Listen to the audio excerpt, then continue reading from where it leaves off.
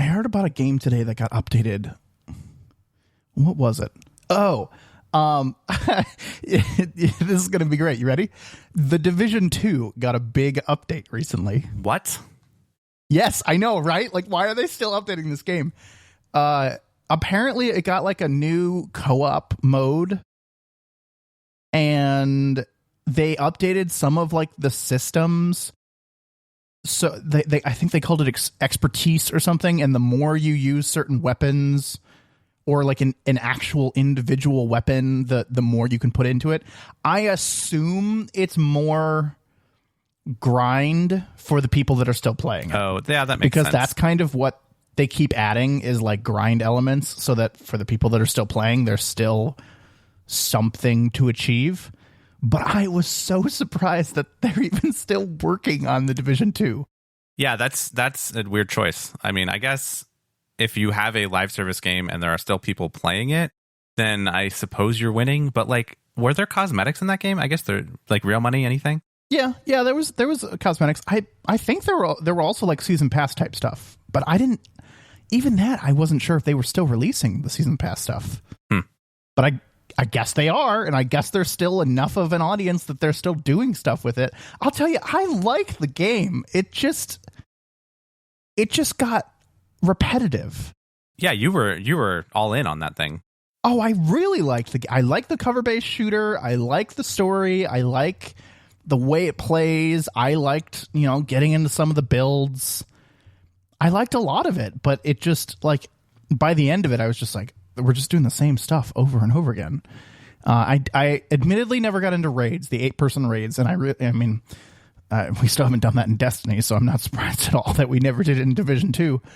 But I liked it. I am surprised that it is still relevant. Yeah, that is surprising. Like, that's a bit of a blast from the past.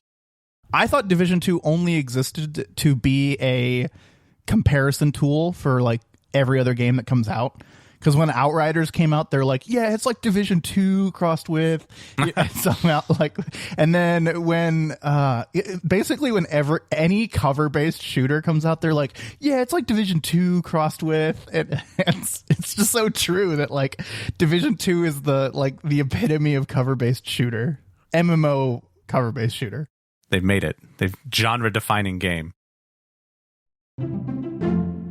Welcome back to Pride and Accomplishment. I'm Chris. And I'm Jason. This is episode 75. Chris, when you presented today's topic as an idea to talk about for today's show, it was a no-brainer to me. It was one of those like, absolutely, we need to talk about that. It's currently relevant to us. But then I opened the show notes and you threw a curveball at me. Yeah? You have 2 categories here listed for music games and music-based games. Yes. So this all started because we've been playing a new game that came out very recently called Soundfall, which is a game. It's actually quite good or quite fun to play in kind of short bursts or little doses. It's a co-op rhythm-based game, I guess, where you control a character and you get more power and points by moving and doing things to the beat of music that's playing, and each level has a different song kind of a thing. It's very similar to Crypt of the Necrodancer if you've ever played that. And so we were playing it and enjoying it, and I was like, oh, we should talk about, music games on the podcast. And then when I sat down to make a list, I was like, there really are there's music games and there's music-based games. And I would put Soundfall and Crypt of the Necrodancer in kind of the music-based camp. But first, maybe we want to talk about music games because I feel like those actually came first in like time in the world. I would agree. I want for a second, though, to try to put a definition to these, because when we were filling this list out, we were like, oh yeah, this game. And it was almost inherently obvious which category they went in. But can we put an actual like word definition to each of these? Sure. So for me, I think a music game is a game where the track list is relevant, is what I think I would kind of say. Or like the act of what you're playing is just doing an action to music, and like it's giving you instructions, like a piano roll of some, like a player piano kind of a thing, So I'm thinking about games like Guitar Hero or Rock Band, thinking of things like DDR, Dance Dance Revolution, stuff where you just have, or like Beat Saber, you just have like little markers that are coming at you and you have to do things with the markers based on songs. And so like, I think not most of, but a decent bit of the enjoyment out of those things is like songs that you like, like listening to songs that you like, or like the music, the artist, the whatever is a big piece of it. So that's what I would say for music games. I like your definition. What I imagine when you said that is the level select for these games is the name of the song itself. Oh yeah, that's good. Yes. Agreed. Right? Like what you're choosing to play is choosing a song. Whereas in music-based games, which is kind of just the opposite, right? It's you're choosing a level and a song comes with it, and maybe a unique song, maybe some kind of whatever. But when you are at the menu or the level select, the name of the song may be there, but that's not why you're choosing to play that level. Yes, that is an excellent definition. So my first music game, oh man, I can't remember if it was like Dance Dance Revolution in an arcade or if it was like a Guitar Hero or Rock Band, but those all kind of meshed together for me for like high school era. For me, it was absolutely DDR, and I had like the mats at home, and I had it on the PlayStation 1. Like I had DDR Konamix. That was my first like music game, and I really enjoyed that thing. I almost built hard pads. Like I almost had my dad help me and like get a bunch of plywood and like build things kind of like arcade pads. I never really played, like I played a little in the arcade, but like I mostly just played at home, and I had those the fold up mats that were kind of a little unreliable sometimes and stuff, but I got pretty good at that. And DDR is actually a pretty good workout if you are playing harder levels and faster songs and stuff like that. Like it's pretty good cardio. Oh yeah. I really enjoyed that game. I was able to 100% the song Before You on whatever the hardest difficulty was, I think. And this is when I was probably in middle school. I don't know if I could do that now, but I had it to the point where I had everything like memorized. Like I could probably do it with my eyes closed, like seriously. So it definitely was DDR first for me. And then I moved on to Guitar Hero on the PS2, I think, or PS3 maybe. Is DDR still around? Is it still a thing? It is in arcades. They have not put out a home DDR game since the PlayStation 2. So it's been a really long time. Maybe the Xbox had some. The other game you have listed here, Just Dance, seems to have kind of taken that market. Yes, because Just Dance uses like it's more so on the Switch. I mean, it's on everything, but like it's probably best on the Switch because they use the motion controls of like in the controllers. It started with the Wii, and so like any of those motion sensor things, they could like kind of figure out that you were doing whatever dance move they thought you were supposed to do, and so you would. It was much more about dancing and much less about the mechanics of like getting your feet on the little arrows. Yeah, it seems more approachable. Well, I guess in a way, I actually am less likely or less interested in playing Just Dance because I don't want to have to wave my arms around all over the place, and kind of focusing on the craft or the skill of getting my feet to go to these little arrows at the right times is much more interesting to me than now you gotta raise your hands and like move around or whatever, and now you gotta go down to the floor with your arms and like because everything was hand based in Just Dance because you're holding the sensor in your hand. Yeah. So it kind of doesn't matter what your feet do. And to me, that's less interesting or less appealing because I don't think of myself as much of a dancer. And so it's not as fun. We would be crazy to talk about this genre without mentioning Beat Saber. Yes. Which is like the only reason to own a VR headset at this point. Yes. And that's why I don't own a VR headset is because I don't have anything else to do with it other than Beat Saber. I would probably love Beat Saber, but it's great. Would it's only amazing. do that. It's the only reason to have a VR headset. I mean, okay. That's a little stretch, and maybe VR is we really shouldn't talk about it because I don't really have a whole lot of nice things to say. But it's just not there yet, right? Like it's close. It's very good, but to me, it's just not there yet. But Beat Saber, man, oh god, what a great execution of a great idea for a great game. It is the VR of Dance Dance Revolution. Yes, yeah, I get the same vibes, and interestingly enough, Beat Saber is hand based. I just went on a whole thing about how I don't like Just Dance because you play it with your hands, but I actually like Beat Saber. I've only played it a couple times, but like I find it very fun because it scratches that same itch of like the technical mastery of having to do this thing with these little blocks that are coming at you. Like I think it scratches the same itch as DDR for me. Yeah, it's less about the movement and more about what the movement achieves. It's more about hitting the box than it is about how you get there or what it looks like. Yes, it's more video game than art. Yeah, and I think that's maybe why you and I like it much, much more.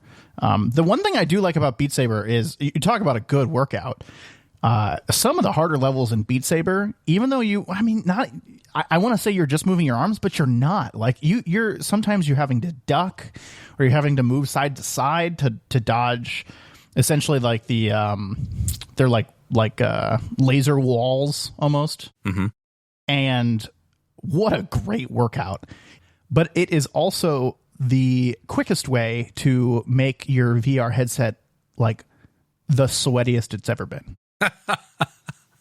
Yeah, I would imagine that would be the case. I am going to be watching the PSVR 2 when it comes out, whenever later this year or maybe next year, which works with the PS5, and I'll be interested to see kind of what it turns out to be. I would love to have a way to play Beat Saber at home. I know the Oculus Quest is a thing. I know it's only like $300, but I don't really want to be in that ecosystem. So I'm kind of just like choosing to ignore it. And because I don't need a whole bunch of specialized hardware necessarily. But it would be really fun. Beat Saber is definitely the like only reason to have VR, to your point. Like, absolutely. Were you a Guitar Hero or a Rock Band person? Okay, so I had both, and I always hosted the high school parties at my house. Okay. Just because that's what happened. That's what ended up happening. We had a nice backyard, so it was nice to get people over, and we would set up a projector outside. Oh. And I had both. I personally preferred Rock Band, but my friends usually preferred Guitar Hero. Gotcha. Yeah, I had a couple of Guitar Hero games before I had any Rock Band games, because I think Rock Band for a while was Xbox exclusive. Yes, and that's what I had, though. And I had a PlayStation, so I played Guitar Hero on the PS3, I think, for a while, and then it came. Yeah, they brought Rock Band to everything, and I have Rock Band 3 and Lego Rock Band, I think, for the PS3. Lego Rock Band? I didn't know that was a thing. Really? I didn't know that. Oh yeah, Lego Rock Band. They did a thing, and it's just basically Rock Band with little Lego characters on it, I think. And that one was one where it had a couple of songs that I really enjoyed, and I was saying that I got really good at DDR, but in Lego Rock Band, they had the song Swing Swing, and I don't remember who sings it, but at least I think it was Swing Swing. Anyway, that song, I got so good at it that I could actually play it in the mode that's like music video mode, where it doesn't even show you the notes. Oh my gosh. And I was able to like 100% it. There was like a trophy for it. And I was able to do that. So I really enjoyed that. Yeah, Lego Rock Band, it's great. I still have a closet full of Rock Band instruments. Like I have the drum set and the guitars and all that stuff in a closet in my house. I actually ended up purchasing it. Well, it's been a long time now, but I didn't have it for a while. And then I was just like, you know what? We should throw a Rock Band party. And I was graduated from college, and I just wanted to have like people over to play Rock Band. So I found it on Craigslist, like the whole set, the microphone, 2 guitars, the game, and the drum set with the cymbals for like $150. Wow. Yeah, it was a really good deal. And I actually had it, and then I ended up reselling it again, a year or two later. So, it's good. It's a great game. I wish it was more relevant today, but yes. Oh well. I really got into Rock Band 3 because that's the one where they actually sold a little device that was a MIDI controller. So like I play the piano, and they had expert mode or pro mode or something in there, and it would actually show you like 20 notes of a piano in Rock Band format. And so they had all of these really good 80s songs that have synth parts and like keyboard and piano parts. And so like Sister Christian has like a really good piano like solo at the beginning, like intro. And I like that was one of the trophies, was to play that and like perfect it or something. And so like I actually like practiced the intro to that song like on the piano so that I could really play the notes. And now if I sit down on the piano and play it, like you would hear that song, you'd be like, oh, that's that song.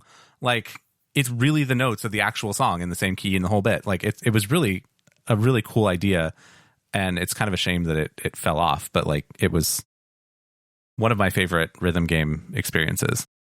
All right, we've talked a lot about music games. What about music-based games? I tend to gravitate towards these more. And I think I know the reason. I am not well-versed in the world of music when it comes to song selection. So I know the things I like. It's basically everything. Just about. I can stand just about everything. Even country, yes. Like, it's not bad. And because of that, I've never really... Like, I couldn't name albums. I can't name artists. I cannot name songs. And that has kind of like, it just, you go to play Rock Band and they're like, oh, what song do you want to play? And I'm like, I have no idea. I have no idea. Or you go to play a game, we didn't talk about it, but like Beat Hazard, which is, it's procedurally generated. So is Beat Saber. It can be procedurally generated based on a song you choose. And it's just like, I don't know. Like I don't know what to play. And what that has resulted in is I tend to choose not to play those games. So music-based games or games that have a music element to them are way more fun for me. Maybe we should call them rhythm games, or well, I guess they're all rhythm games. Yeah, rhythm games is probably good because the whole point of the game is typically to use the rhythm of the song to either achieve or hear what's coming or whatever it is, never the song itself. But I've loved every single game that we have in this category. I think is an excellent game. Should we go top to bottom? Sure, let's do it. So first on the list is Crypt of the Necrodancer, which we had talked about in a previous episode a long time ago. You can search it on our website and find it. But we talked about it from the perspective of a roguelite, I think, yes. Not so much from the rhythm game aspect of it. So in case you're not familiar with Crypt of the Necrodancer is like a 16-bit dungeon crawling game, but you're only allowed to move on the beats of a song that's constantly playing. So you press the arrow keys or whatever, do it on your controller, but you're only allowed to press those buttons on the beats of the song. And then all of the enemies have different kind of movement patterns. And so based on the type of enemy, they might like skip a beat and then move, like they take a beat to wind up and then they move. And that way you can kind of predict or plan your movements because you can figure out what they're going to do. If you get in a rhythm, like in a flow on this game, it is magical. But if you're not feeling it, it is excruciatingly difficult. I would say that's true probably about every game we're about to talk about. But this one... I think that's true, but this one's more so. Yeah, this one... yeah. This is one of the ones that I have a lot of trouble coming back to because it almost takes an incredible amount of practice that wears off very quickly. Because you need to know the enemy's patterns, you need to feel the rhythm of the song, you need to... I mean, you get the best points or the most points when you're not skipping beats and when you're not missing beats, and it really takes a lot of feel. Have you ever played there's that mode where like things only move if you move, like it decouples you from the music? I don't think so. It's different because like you control basically when the beats are happening, and so like just whenever you move, all the enemies get to take a turn. That's much more like strategic. Yeah, it's a totally different way to play. But also you're like, oh, I don't have to do anything. I'll just move a bunch. And so you just like boom, boom, boom, boom, boom. And like all the enemies just like come right at you because like you aren't thinking that like, oh, right, actions and reactions. Every time I take a turn, they take a turn. So it's yeah, that one's kind of a cool. There's also a character in there that lets you completely ignore the beats and it's still like all the enemies are still on the beats, but you get to not be, I think. But well, that's boring. Yeah, I know. It's kind of like the whole point of the game. You have to beat the game before you get that unlocked, I think. So. Okay, that's fair. The one there's a spin-off of this game that is that's Link themed, right? Zelda, yes. Zelda, yeah. Well, you're playing as Link. Okay, fine. That's a whole nother conversation for a whole nother time. I've always, but it's the Zelda music. It's very good and it's very beat heavy, right? It's very percussion heavy or whatever because it has to be because you have to hear it to play on it. I never got a chance to play this game and I really want to. I have it on because I think it only came out on the Switch. Right. So I have it on the Switch. Sometime we can play it. Yeah, it's a really cool, like they did a really good job with it. I mean, it's essentially more of the same. It has a little more story to it, I guess, than the original Crypt of the Necrodancer. But yes, they did a great job with it. You can play as Link. You can also play as Zelda. So it's, it's both. But yeah, they did a really good job with that. And basically they handed all of the Legend of Zelda music to their techno composer guy and just said, here, remix this. And he did a great job. We already talked about Soundfall. Do you have anything else to say about Soundfall? No, I don't think so. I mean, Soundfall it's pretty fun.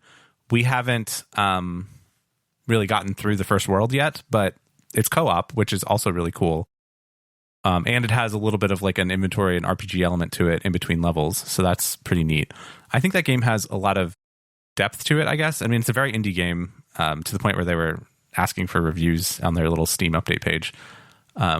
They're like, it really helps indie games if you leave reviews. I have not left a review yet. Neither have I. We're good video game citizens. It's fine. I thought about leaving a review and being like, we talked about Soundfall on our podcast. Here's a link.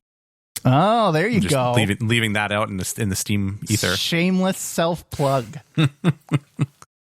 A game that I don't think either of us have played, but I have seen someone play a lot is BPM, which is bullets per minute. This is unique in that it's a first-person shooter that's rhythm-based. How does that work? And you can only essentially pull the trigger or dash on the beats, or use your items on the beats. And it's like very rock heavy. It's a very like rock, and I think you're in. I don't know. I assume you're in like hell or something, or who knows? Whatever. A story doesn't matter. But it's interesting because it's first person, and I liked the game a lot. I liked the gameplay. The graphics it's like very red washed, and that's what kept me away from it. But there are other games like this on the horizon. I think people kind of saw this and said, I like this. I can do it better. And there's one coming out. I wish I had the name. Maybe we'll put it in the show notes if I remember it. But there's one coming out that is a first-person shooter, rhythm-based. But you can, it's like, imagine rhythm-based first-person shooter Mirror's Edge. Whoa, okay. Yeah. Where you're running and you have to jump over gaps and wall jump and wall run and shoot. But it's all kind of to the rhythm of a song. Huh, we'll have to keep an eye on that one. That sounds really cool. Mirror's Edge was one of those games that I always kind of wanted to play, and then I never really did. And I think I even have it in my Steam library now, and I just have never played it. But when it came out, it looked really good, and it was an interesting concept. It was all that whole parkour thing and everything else. So if there's a thing that's coming that's kind of like that, and it's rhythm-based, that sounds great. The next one on the list here, I think back to college, and I just think back to playing this game so much in college, was Thumper. And Thumper was a really, really cool implementation of a rhythm game. It is the simplest user experience in the whole world. You are a teardrop floating on a line, and the line curves left and right, and sometimes there's enemies, and you can essentially block, jump, and turn, and that's it. And when you turn, what happens is the line will curve to the left or something, and there's a wall that you get to, kind of smash yourself into so that you don't fall off the track. I mean, I don't know. But the way they do it with the music is that you'll hear a specific sound that indicates a wall is coming up about a beat or two before you have to do it. So in some cases, the really, really, really hard levels, you can't see it yet because it's around a curve, or maybe there's 5 turns in a row and it just goes left, right, left, right, left. And you have to hear that there is a wall coming up via the music, like the percussion hit in the music, but you can't see it yet. And it is so, so cool like that. It gets crazy hard. I watched you play this a long time ago, and it also had a little bit of the whole Thumper thing, right? It's got this really thumpy, bassy beat to it, right? And it's kind of ominous and a little bit weird. And I think the aesthetic of it kind of put me off to it a little bit. Yeah, there's some kind of story about your dimension or your world is getting invaded by some weird. It reminds me a lot of the enemies in Samurai Jack for some reason. It's similar creepiness levels.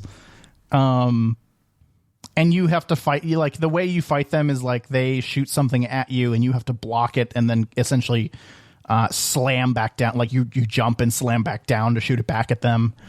And it's a little weird in that respect, but it's all just rhythm, right? It all is based on you could theoretically, maybe not, but you could come pretty close to closing your eyes and playing that game. Interesting. The only thing you wouldn't know is whether the sound that you're hearing is a left or right wall. But other than that, almost the whole game, at least from what I've played, and I never beat it. It was too hard. But I got about 80% of the way through. You can play a lot of that game with your eyes closed.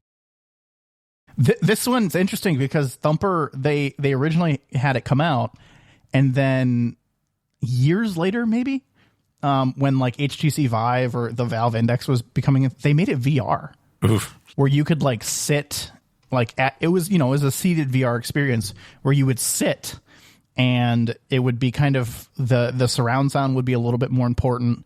And you would essentially sit where your monitor would have shown. So you see a very similar thing, but it changed the whole experience because you're now in the world and the music and the rhythm and all of that is happening around you rather than just in front of you. It was very cool. But it got an update way late into its life and just added that next element. The last game that we have on our list is one that you have played a lot of, and I kind of missed out on and then haven't bought or played. And that is Hextech Mayhem. This is made by Riot? Yeah, it takes place in the world of League of Legends. That's right. With the characters from League of Legends. This was one of those games that just all of a sudden I saw someone playing it on Twitch, and I was just like, what is this? What is this? Where did this come from? And it had just been released. There was no from my perspective, and I watch a lot of video game news, right? There was no press about it. I did not see anything announcing it. There was and just all of a sudden it was this $10 or $20, I don't know how much it is, game available on Steam from Riot that was a rhythm-based League of Legends game. And it just kind of blew me away how out of the blue it was. But this one's very similar to Thumper, but it's a very different atmosphere. Yeah, it's like a 2D slide scroller. Yeah, it's a side scroller, but it's a similar concept in that like you're well, in this one you're jumping, you're slamming down, you're throwing bombs, and things like that to progress on the side scroll. And there are like visual indicators, icons on screen that when you reach them, you have to perform that action. When you reach them, it also plays, a corresponding sound. So when you hear a snare, that's a jump, right? When you hear a cymbal, that's a slam back down, or whatever it is, right? Whatever the corresponding sounds are. And you start to realize those sounds without even actually you never get told this, right? It never says, oh, the snare drum is the jump and the cymbals is the slam. You never get told that, but you just start to realize that, oh, these things line up when I'm doing these actions. And as the game goes on, you start to see stuff in areas of the side-scrolling map that you're like, wait a second, I just passed that up. Why didn't I get that coin while I was following the directions? And then you start paying a little bit more attention, and you're just like, oh my God, there's hidden snare drums in this song. And they hide snare drums in the music, but the visual indicator isn't there. So you're like, what's going on? So like there's the soundtrack has the snare drums, but there's no button push marker on the screen. Correct, right? There's no so in this game specifically, there's like a green up arrow when you're supposed to jump, and the green corresponds to the green A button on an Xbox controller, and that would line up with a snare. But then you'll hear snare, snare, but only see one green up arrow. And you're just like, wait a second, am I supposed to double jump there? And you start to like really see these alternate paths that get you essentially better scores. You can just follow the prompts. It is entirely possible to beat the whole game and get, mediocre scores on everything, but just following the prompts. You really have to pay attention if you go off the map. Because, you've essentially separated from where the visual indicators are. So now you really have to listen to how to get back to the main path. And if you're super comfortable with a song, you can do that. But basically, I play the game where I do it with just the visual indicators first. And then I go back, and if I'm really comfortable or I really like a song, I'll do it again and try to get, some of the special stuff. But it's just entice, like you get into the game and you just like, it entices you to like get off of the prescribed path, because you're like, I'm feeling this beat and I'm feeling this, like these extra like audio indicators that I'm supposed to be doing something more or something different. And you have to like hold back. I think you've watched me play where I'm just like, I did more things than I should have because I'm following the audio indicator. Like my fingers are like just following the audio indicators without seeing the visual indicator on the screen, because it's so automatic the longer you play the game. But then you get yourself in a whole lot of trouble if you don't continue that. And you like, I don't know. I maybe sound crazy right now, but this game does such a good job at making you feel the rhythm. It's a cool looking game. I mean, I had a little bit of FOMO for it, but also it's kind of like, it's a single player game, and it's like, it's fine. I'm playing other stuff right now, but I have enjoyed the times that I have watched you play it and been like, oh man, I could do that better. Like maybe I probably can. Oh yeah, you probably could. I probably overestimate my skill set there, but it is one of those games where you watch somebody else do it, and it's just like, it's just taunting you of like, don't you want to try this? Don't you think that you could do better than this person, even if you definitely couldn't? And like, yeah, I could totally do better than this person. I should play this game. It's one of those kinds of games. It's also a game that like I would personally say heavily rewards repetition. Just like any musical song or like anything that you practice in music, right? Like doing it over and over and over again actually helps. And I wish it had like a Guitar Hero mode where you're just like, I want to isolate these 20 seconds of this song, and I just want to do this portion of it over and over and over again. So I wonder if they'll end up adding something like that, or maybe it's a feature I just haven't found yet. The other thing I will say about this game is I'm not sure if it works on the Steam Deck, but boy, is this a good Steam Deck game. Yeah. That would be a really good game for Steam Deck.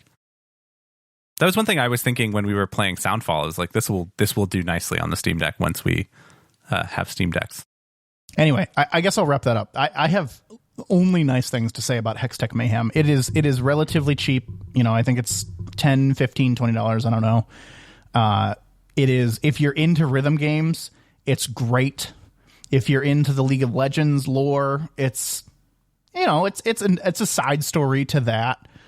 It's if you're into the League of Legends anime that's on Netflix, it's a side story to it's kind of a prequel, ancillary story, but it adds a little bit to one of the characters, and I just like it a lot. I mean, it's a great little game that they released to no fanfare that deserved, and it deserves an award. Yeah, it's a very fun looking game. I might yet pick it up. We'll see. All right, so that's our survey of music games and now renamed rhythm games across different things that we've played. Let us know which ones we missed. We kept a couple off the list just because, haven't played them in a long time or really didn't have a whole lot to say about them. I'm interested to hear others' recommendations. These are often games that don't get a lot of fanfare because they tend sometimes to be a little smaller, or they're very niche or whatever. So if you do know of good rhythm games, I am always looking out for recommendations. And I'm sure once I buy them and make Chris feel bad enough, he will also buy them. Yeah, it's true. So if you know of a rhythm game or music game that we did not mention, let us know, or reach out with any questions or comments that you have. You can talk to us by joining our Discord, which you can get to at discord.pnapodcast.com. If you'd like to see any of the titles of the games that we've talked about today, you can find those within our show notes, which might be in your podcast player of choice, or they're available on our website, which is pnapodcast.com. That's P, the letter N, the letter A, podcast.com. If you're enjoying the show, we would just ask that you could share it with some others that may enjoy it as well. Thanks for listening, everyone. We'll talk to you next time. Jason, I have Apple Arcade, as we've talked about in the past. Yes, so do I. And so I got a push notification from the App Store while we were recording this episode. And it said something about a simulation game or something. And so I just clicked on it real quick, and it opens up the App Store, and guess what it was talking about? City Skylines. Good guess. But no, it was Goat Simulator Plus, now available on your iPhone on Apple Arcade. Oh, God. I never played Goat Simulator. I know that it's got this whole backstory. I know that it's a cult following. I know that it's got all these secrets, and it's actually a good game and all of these things. No, it's not. It's a bad game. It just looks so dumb. It's so dumb. It's not a good game. Don't let anyone ever lie to you. Anyway, I clicked into this thing, and now it's showing me this video in the App Store of Goat Simulator running on an iPhone. And I mean, technically the iPhone has plenty of hardware. It can absolutely, GPU low poly goats. Is it free with Apple Arcade? Yes. Okay, so that means, get this, ready? I'm going to walk you through a scenario here. That means someone at Apple had to look at that game and go, yeah, we could include that in Apple Arcade.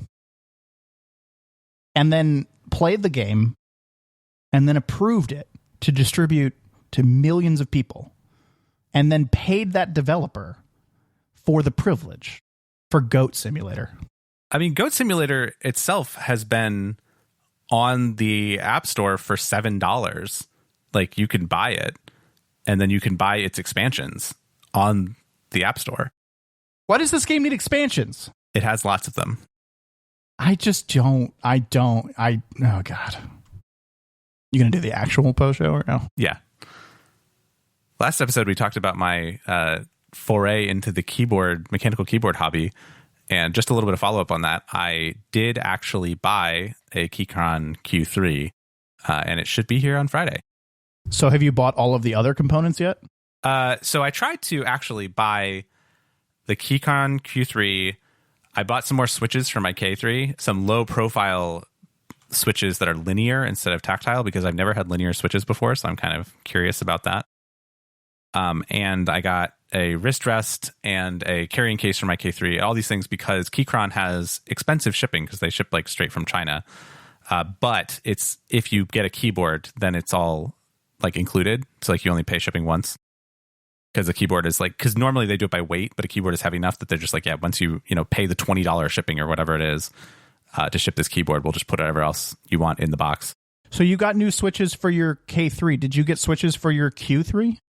No, because they were cheaper to buy them on Amazon, and I haven't done that yet. But I gotcha. I'm gonna get the K3 ones and try them, and like I said, they're linear, and yes, they're low profile, but I'm just gonna play with those a little bit and see what I think of them, and if I like them, I might get some linear switches for the Q3 and then hot swap all the switches and do that whole dance. Did you buy any keycaps? I did not buy any keycaps. That was something that I do want to do. But every time I kind of look at them, I get a little intimidated because there's a lot of choices of keycaps. There's so many different things you can get. And they're not inexpensive. No. They're like, I don't know. They're pretty expensive. Like they can be a little bit pricey depending on kind of what you get and all of that. And I think I'd like to, if I'm going to buy some keycaps, I'd love to get some that I can get in stock for my first set before I start going into the whole group buy situation and, all of that. I don't know. I don't know if I'm going to get that into it.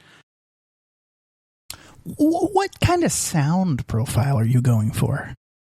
I have chosen to defer my choice on sound until I actually have the keyboard in hand and I can appropriately monitor the thok of the keys. Thank you for using that word. That's what I was going for. And see how I feel about the dampening and if I need to do the tape mod, which is apparently a thing that I don't know what it is, but that's a name. Or if I have to go find a bunch of random foam and stick it in the keyboard. I don't know. I mean, this stuff, I fully expect myself to kind of get into it a little bit much, but right now, coming from the outside, I can be a little bit silly about it before it becomes my actual life, and then I have to, be a little more humble and defend it. Own it. And own it, yes. I don't know about defend it. No. But I have not gotten into the whole thing of like, oh, which switches? Like these switches are loud. You got to lube them so that they're quiet and all of this stuff. I don't know what I don't know at this point, I would say. Like I have my Corsair kind of commercial, keyboard that has Cherry MX Browns in it. And that's it as far as mechanical keyboards that have switches. I could tell you what they are. I've had a couple other mechanical gaming keyboards, but they just had like the Logitech G Roamer switches or whatever, which I suppose is named switches. But I don't know. I want to be able to try. I want to try some linear ones. I don't have any interest in clicky. Clicky keys are just not for me. I love those clicky keys. Those are my life. That's all I ever have. Do you have like blue switches? Yeah. I've got on the I don't know if they're actually blues, but I have a Logitech G815, and they are essentially blue equivalents. I don't know. I've never had them. I've only ever played with them in the store, so maybe I'd like them if I had them. But now, see, the hope is now I will have a keyboard that I can just switch switches in and out of it however I want. And I'd actually like to mix and match a little bit. I talked to somebody who said that they had a keyboard, like a full-size keyboard, and they had switched out the number pad for blues, but then they had browns or reds on the other keys. That's kind of interesting. I've also heard of people switching the WASDs only. Oh, yeah, that would be good. So I think there's a lot of opportunity for customization here, and I'm looking forward to having that, freedom of choice in my keyboard experience. Wait, Chris, I have a very important question. Go for it. Are you going to have, so you have two mice on your desk right now. Are you going to have multiple keyboards depending on your situation? I don't know. I hope not. You know the answer is going to be yes. Don't you lie. I hope not, but I could see that possibly being an option. We'll see. One cool thing is when you start talking about custom keyboards, they have detachable cables. Like they have just a USB-C port on the side of them. Yeah, it's just a USB-C or whatever. And so that I think is actually like may encourage me to have a couple of keyboards. But we're going to start with one. We're going to have a whole bookshelf of keyboards behind you. See how this goes. I do have some shelves behind me that I could put some keyboards on. We'll see. I need to figure out if I start getting keycaps, I need to figure out a storage system for non-active keycaps. Some kind of little Tupperware or something. I'm ready to come over one day and just see an entire wall of keyboards. And I'll be like, oh, Chris, what do you have here? And you're going to take me through. Well, this is my FPS keyboard. and this is my work typing a report keyboard, and this is my work Slack keyboard, and this is my MMO keyboard, and we'll see. This is specifically themed to the Guild Wars End of Dragons expansion. I got these keycaps special. They're one of a kind, custom molded. I make fun, but I am excited for your hobby. Thinking of myself right now, I hope not hope. I expect it will be kind of okay, this is a really nice thing that I got, and I'm going to just play with it a little bit. I'm not probably going to get into the buy a bunch of parts and screw a keyboard together from parts, but I wouldn't necessarily put it past myself. I mean, that seems like the most interesting part to me is soldering a keyboard. Yeah. Even though it's hard and difficult, if you're doing this as a learning project, I feel like that would be as deep as you can get. True. I mean, I feel confident in my soldering skills though. So that's not a draw for me, I guess. But the idea of, and somebody explained this. So I have found myself on keyboard YouTube. Ooh.